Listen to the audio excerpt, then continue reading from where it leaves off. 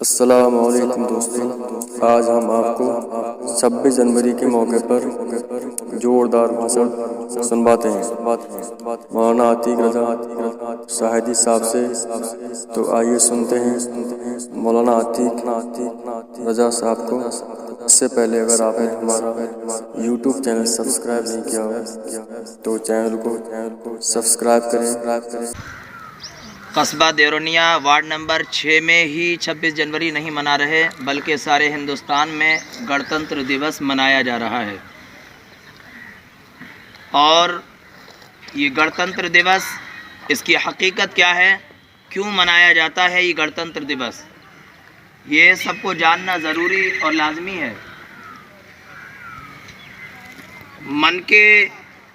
کالے اور تن کے گورے انگریزوں نے جب ہندوستان، جس کو سونے کی چڑیا کہا جاتا تھا، اس پر جب وہ حملہ آور ہوئے اور تدریجاً یعنی دھیرے دھیرے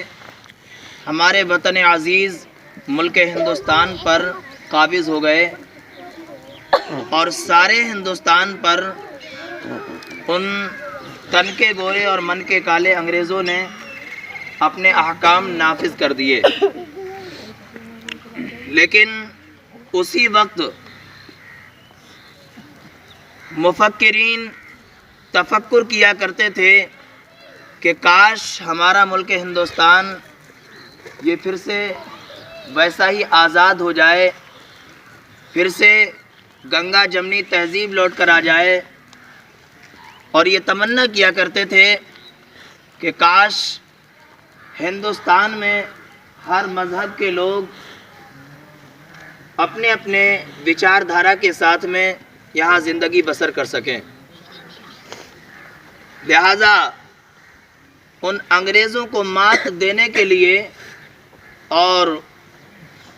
ان کو انتہائی درجے کا ذلیل کرنے کے لیے ہمارے بزرگوں نے، ہمارے پرکھوں نے، ہمارے اسلاف نے اور ہندوستان کے وہ غیور لوگ کہ جن کے دل میں ہندوستان بستا تھا، انہوں نے نہ ہی صرف اپنے وقت کی قربانی دی بلکہ اس ہندوستان کے لیے، اس وطن عزیز کے لیے اپنی اولاد کی بھی بازی لگا دی، اور جب جان کی باری آئی تو جان کو بھی چرایا نہیں، اس ملک ہندوستان کے لیے اپنی جان کی بازی بھی لگا دی۔ میرے عزیز طلبہ، یہ جاننا بہت ضروری ہے کہ ملک ہندوستان جب آزاد ہوا تو یوں ہی آسانی سے آزاد نہیں ہوا، بہت بڑا خون خرابہ اس ہندوستان کی سرزمین پر ہوا، اور انگریزوں نے ہمارے خلاف بہت بڑی بڑی مہمیں چلائیں اور یہی چاہا کہ ہندوستان کے لوگوں کو ہم غلام بنا کر رکھیں، اور وہ گھٹا ٹوپ اندھیری چھا چکی تھی۔ لیکن ہم احسان مانتے ہیں اپنے بزرگوں کا، احسان مانتے ہیں اپنے اسلاف کا کہ جنہوں نے اپنا خون بہا کر ہمیں ہندوستان میں رہنے کا موقع دیا۔ اس موقع پر چند ہستیوں کے نام میں لینا بہت ضروری سمجھتا ہوں۔ پہلے تو یہ جاننا چاہیے کہ ملک ہندوستان کی آزادی پر دلی سے لے کر پشاور تک کوئی ایسا درخت نہیں تھا کہ جس درخت پر کسی عالم دین کا جنازہ لٹکا ہوا نہیں تھا۔ میرے دوستو، آیا تو دوسری طرف ہندوستان کو آزادی عطا فرمائی۔ دلی سے لے کر پشاور تک ہر درخت پر کسی نہ کسی عالم دین کی جو ہے ڈیتھ باڈی لٹکی ہوئی تھی، اور ان انگریزوں نے ظلم و تشدد کی انتہا کر دی۔ ایسے موقع پر ویر عبدالحمید اور حضرت علامہ کفایت اللہ کافی رحمۃ اللہ تعالیٰ علیہ، علامہ فضل حق خیر آبادی رحمۃ اللہ تعالیٰ علیہ، اور ہمارے بھگت سنگھ صاحب اور سبھاش چندر بوس صاحب، ان تمام نے مل کر اور یکجا اکٹھا ہو کر وہ ملک ہندوستان جو سونے کی چڑیا ہونے کے بعد انگریزوں کے چنگل میں آ چکا تھا، اس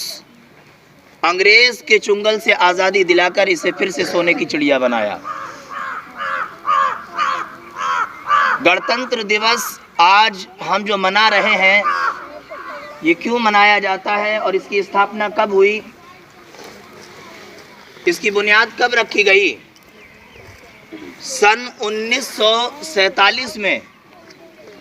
انگریزوں سے ہمارے ملک کو آزادی ملی، لیکن سن 47 کے بعد ابھی اس میں کوئی ایسا آئین، ایسا کوئی کانسٹیٹیوشن یا کوئی ایسا سنویدھان لاگو نہیں ہوا تھا کہ جس کے تحت ہم اپنے اپنے دھرموں پر عمل کرتے ہوئے ہندوستان میں امن و امان قائم رکھ سکیں۔ تمام مذاہب کے لوگوں نے ایک جگہ بیٹھ کر کانسٹیٹیوشن آف انڈیا یعنی آئین بھارت، آئین ہند اور بھارت کا سنویدھان، اس کی استھاپنا کی اور ہر ایک دھرم والے کو اپنے دھرم کے ساتھ جینے کا موقع عطا کیا۔ تو سن 1947 میں ان ہندوستان کے دشمنوں سے ہمارا ملک ہندوستان آزاد ہوا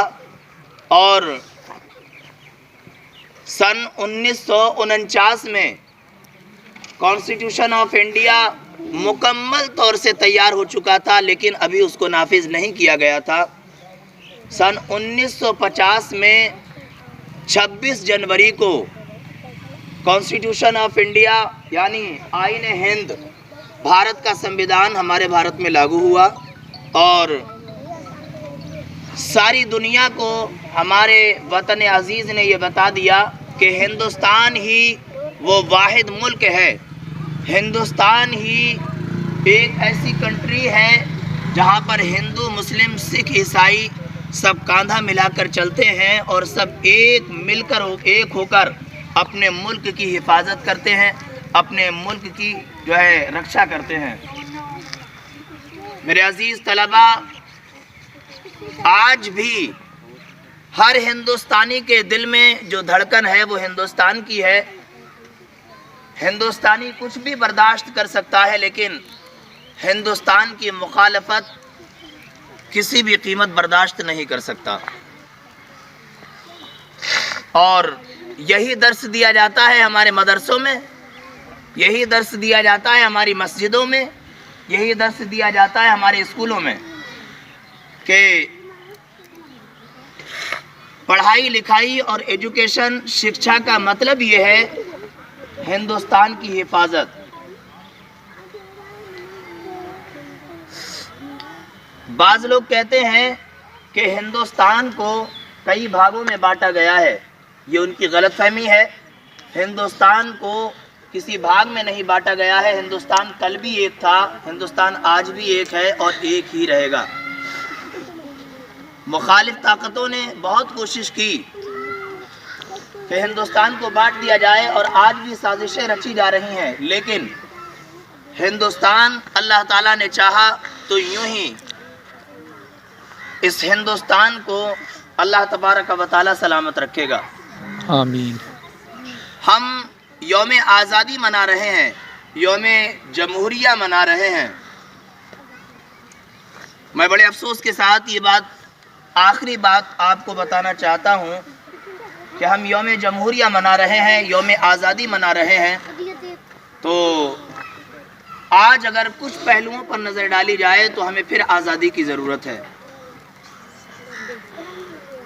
ہندوستان کے کانسٹیٹیوشن میں یہ لکھا ہوا ہے اور بھارت کے سنویدھان میں یہ صاف صاف لکھا ہوا ہے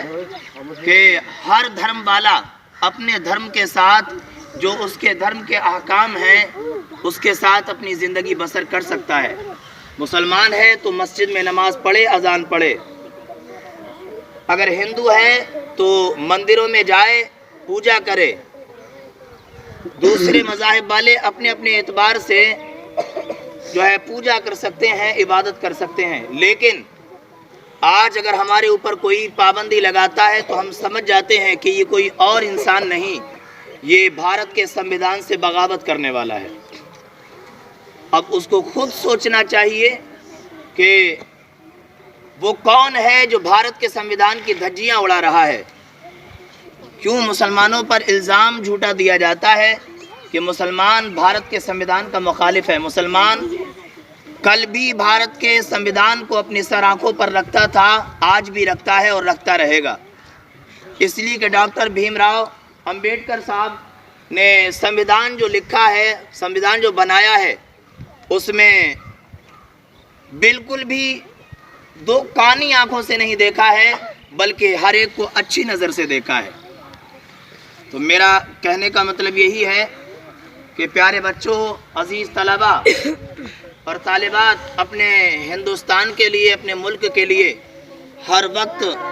جیتے جاگتے رہو، ہندوستان کی حفاظت کے لیے، اس کی بقا کے لیے، اس کی رکشا کے لیے، اس کی حفاظت کے لیے ہر وقت ہمتن گوش رہو اور ہر طرح سے، ہر اعتبار سے ہندوستان کے لیے اپنی قربانی دینے کے لیے تیار رہو۔ یہ وہی ملک ہندوستان ہے جہاں پر غریب نواز کی درگاہ ہے، یہ وہی ہندوستان ہے جہاں پر مخدوم عشرت کی درگاہ ہے، یہ وہی ہندوستان ہے جہاں پر لاکھوں اللہ والوں کی درگاہیں ہیں۔ ان بزرگوں کا کرم ہے